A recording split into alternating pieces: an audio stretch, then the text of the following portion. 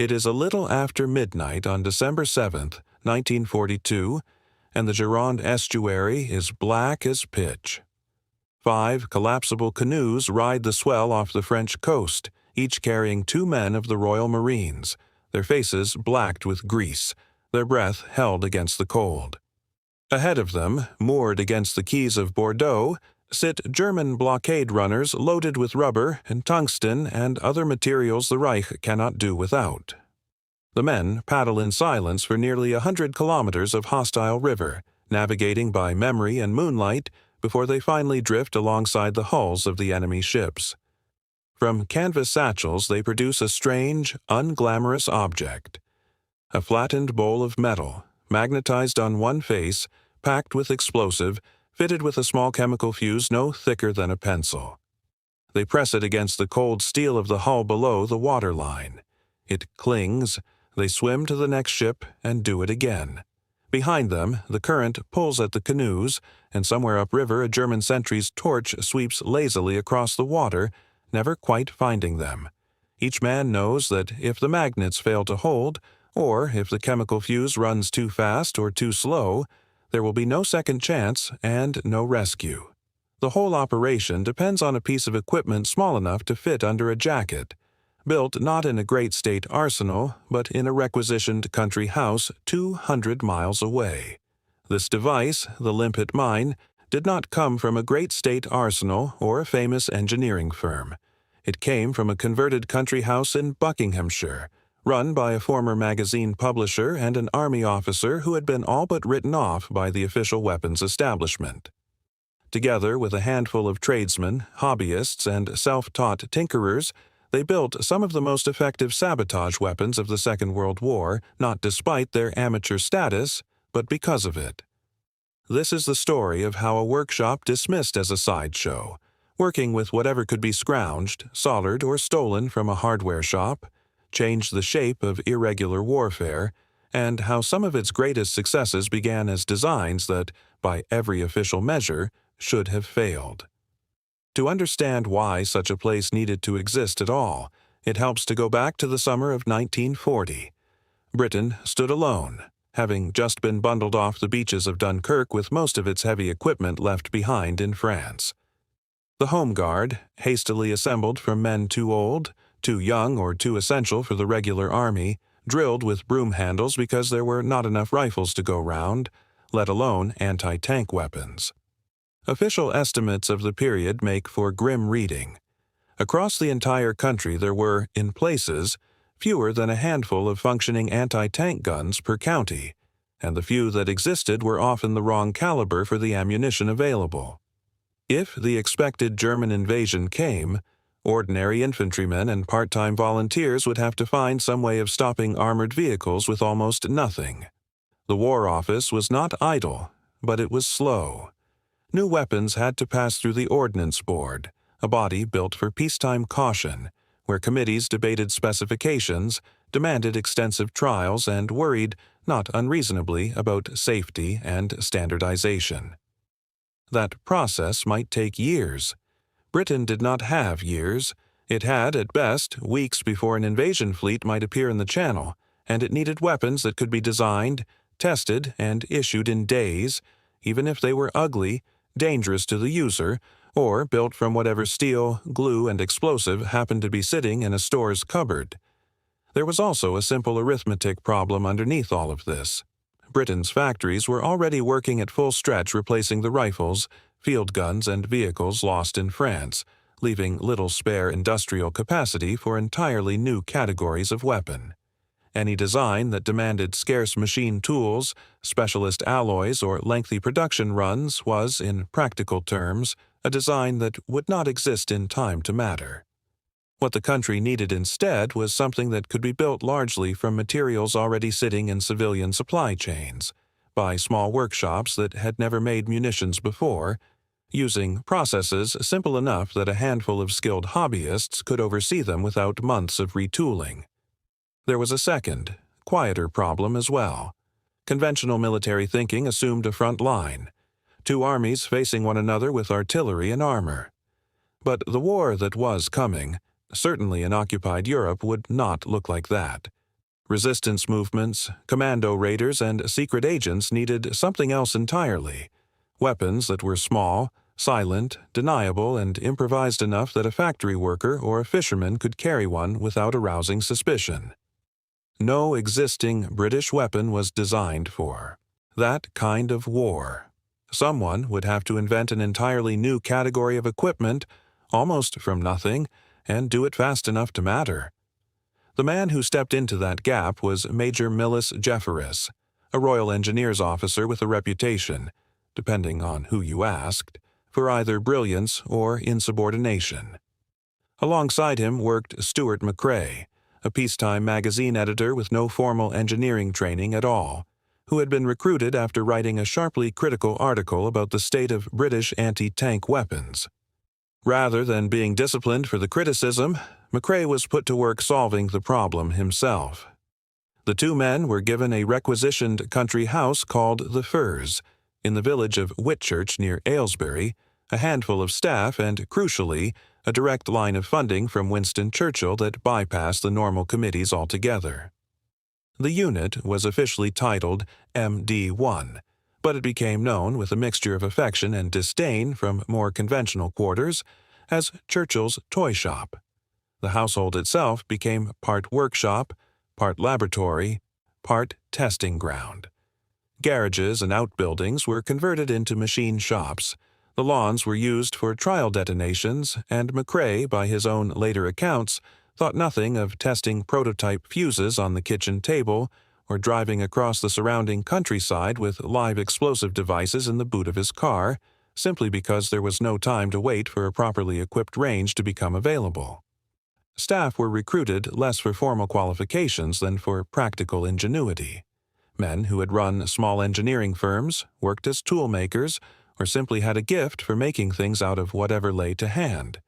It was an arrangement that horrified more traditional officers, but it meant that an idea sketched on a Monday might be a working prototype by Thursday. What made the toy shop different was not access to exotic materials or cutting-edge laboratories. It was a willingness to treat failure as raw material. When a design did not work as intended, the team at Whitchurch did not necessarily discard it. They asked what it could be made to do instead. The sticky bomb, officially the No. 74 grenade, is the clearest example. It began life as an attempt to build a simple anti-tank grenade using a glass sphere filled with an adhesive explosive compound, held inside a thin metal casing. The idea was that the casing would shatter on contact, leaving the sticky charge clinging to the armor of a tank where its explosive force, concentrated against the metal, could do real damage. In trials, the device was almost a disaster. The adhesive stuck to the soldier's uniform, to his hands, even to the inside of the metal casing meant to protect it, and early prototypes had an unpleasant habit of detonating far closer to the thrower than intended. The official Ordnance Board examined it and rejected it outright as too dangerous to issue. Jefferis and McCrae did not abandon the idea. They refined the casing and the release mechanism, accepted that the weapon would always be temperamental, and pushed it through anyway, using their direct line to Churchill to override the official rejection. Roughly 2.5 million were eventually produced, mostly through small subcontracted workshops rather than a single dedicated factory, and the design was issued to the Home Guard at the height of the invasion scare, then later saw genuine combat use by regular forces in North Africa and elsewhere. It remained a weapon you used carefully, holding it by a fabric flap rather than its sticky shell, but it gave infantry something they had never had before: a man-portable means of disabling a tank at close range, built almost entirely from glass, fabric, and glue. Exact production figures for many of MD1's designs remain difficult to pin down with confidence, since wartime secrecy meant that contracts were often split deliberately across numerous small firms, none of whom were told the full purpose of the components they were making, and surviving paperwork is incomplete, or was never centralized in the first place. What is clear is that the unit's approach to manufacturing mirrored its approach to design.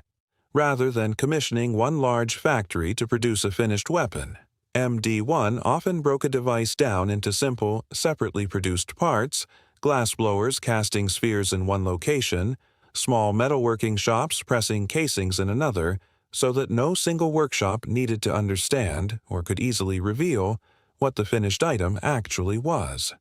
The limpet mine followed a similar path from flawed prototype to fielded weapon.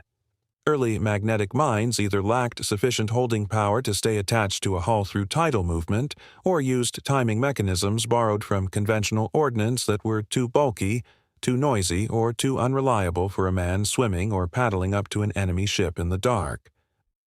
The breakthrough was not one dramatic invention, but a series of small, practical compromises. The magnets were arranged in a ring around a central explosive charge shaped roughly like a large saucepan lid, light enough for one man to carry several at once, strong enough to grip a wet steel hull even in a current. For timing, rather than a clockwork mechanism that could jam or tick audibly, the workshop adapted a chemical delay fuse, sometimes called a time pencil, a slender copper tube containing a small glass capsule that, once crushed, allowed a corrosive liquid to begin eating slowly through a restraining wire. Once the wire parted, a spring-loaded striker fired into a detonator. The delay before detonation depended on the thickness of the wire and the ambient temperature, giving operators a rough but workable window, often somewhere between half an hour and several hours, to get clear before the charge went off. It was not an elegant solution by the standards of a peacetime ordnance laboratory. It was, however, silent, small enough to fit in a satchel, and reliable enough to use against a moving target in occupied territory. The cockleshell heroes of Operation Frankton, the men in the canoes off Bordeaux, used exactly this device. Of the 10 men who paddled out, only 2 would survive the mission and make it back to Britain, traveling overland through occupied France with the help of the resistance. The rest were killed in action or executed after capture, since Hitler had ordered that captured commandos be shot rather than treated as prisoners of war. Several enemy vessels were damaged or sunk in the harbor, a modest material result for such a costly raid, but the psychological impact on German confidence in the apparent security of an occupied, heavily garrisoned port was considerable. Records from inside the German command in Bordeaux at the time are sparse, and historians are honest that the precise tonnage of damage remains disputed. But what is well documented is the shockwave the raid sent through Allied special forces, eventually contributing to a wider expansion of small boat sabotage operations across the European theater. In Britain itself, the sticky bomb saw a quieter, more domestic kind of service. Home Guard units, drilling on village greens and in church halls through the autumn of 1940, practiced throwing dummy versions at the rusting hulks of decommissioned vehicles, learning to hold the grenade by its canvas flap and to fling it underarm so the casing fell away at the right moment. Few of those volunteers ever used a live one in anger. The expected invasion never came. But the weapon's presence in local armories, however imperfect, gave ordinary men a sense that they were not entirely defenseless, which in the anxious months after Dunkirk was itself a form of psychological reinforcement that official statistics rarely capture. If you are finding this interesting, a quick subscribe helps more than you know, and there is more of this story still to come.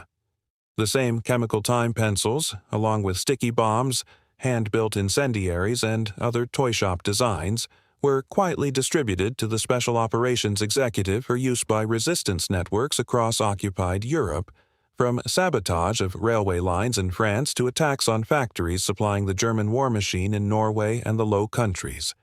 Because so much of this material was, by design, meant to leave no trace back to Britain, many individual operations are recorded only in fragments, in resistance memoirs written decades later, or not recorded at all. What survives most clearly is the broader pattern, a steady, attritional campaign of small explosions that German occupation forces could neither fully predict nor entirely prevent, conducted with equipment that any conventional ordnance board would have considered too crude or too risky to approve. Germany pursued a broadly comparable idea with the Haftladung, a magnetic hollow-charge anti-tank mine issued to infantry from 1942 onwards, which used a similarly shaped charge and a set of magnetic feet to attach to armor. The German design was, in some respects, more standardized and benefited from a more centralized approach to ordnance development, reflecting a military culture that generally preferred formal specification over improvisation. German engineers also worked within an industrial system that could call on dedicated research institutes and established arms manufacturers, giving their designs a consistency of build quality that the scattered British subcontractors struggled to match. Yet that same formality made German equipment slower to adapt once circumstances changed, and less suited to the irregular small-team sabotage role that the British Limpet mine and its associated fuses were built for from the outset. A weapon designed by committee to satisfy a fixed specification could take months to revise once battlefield feedback showed it needed changing. A weapon designed by two men in a converted country house could be altered overnight. Across the Atlantic, the American Office of Strategic Services developed its own range of concealed and improvised devices, including pen-shaped firing mechanisms and small explosive charges disguised as everyday objects, clearly influenced by what British liaison officers had shown them of the toy shop's work, though the American program came together later in the war and on a smaller initial scale. American industrial capacity eventually allowed for far larger production runs once a design was approved, but the initial creative spark, the willingness to treat a cigarette case or a fountain pen as a legitimate weapons platform, traced directly back to ideas first tested on the lawns at Whitchurch. What set Whitchurch apart was not necessarily superior engineering in a laboratory sense, but speed of iteration, a problem identified, a rough solution built within days, tested by the same people who had built it, and issued while still imperfect, on the understanding that an adequate weapon delivered now beat a perfect one delivered too late. Assessing the precise historical impact of MD1's output is difficult, and honest historians resist overstating it. The material damage inflicted by sticky bombs and limpet mines, set against the vast industrial scale of the war, was modest. Tanks were not won or lost in their thousands because of a glass and glue grenade, and German shipping losses to limpet mines were a small fraction of losses to conventional naval and air action. The deeper effect was psychological and organizational. Occupying forces in France, Norway, and elsewhere had to divert real resources, guards, patrols, searchlights to defending against an enemy that could strike with deniable, almost domestic-looking equipment anywhere and at any time. That diversion of attention and manpower, multiplied across an occupied continent, mattered more than any single explosion. The toy shop's working method, treat an imperfect design as a starting point rather than a failure, also shaped the culture of British Special Forces equipment development for years afterwards, feeding directly into the post-war evolution of sabotage and special operations kit. Jefferis himself went on to influence anti-tank weapon design beyond MD1's wartime output, while McCrae's account of those years, published long after the war, became one of the few accessible records of just how informal and improvised the unit's working practices really were, since so much of its day-to-day activity was never properly documented at the time. Surviving examples of the sticky bomb and the limpet mine can be seen today in the collections of the Imperial War Museum in London and in smaller specialist collections devoted to commando and resistance history. Squat, unremarkable objects behind glass that give little hint of what they were once capable of. Return, for a moment, to that cold December night on the Gironde.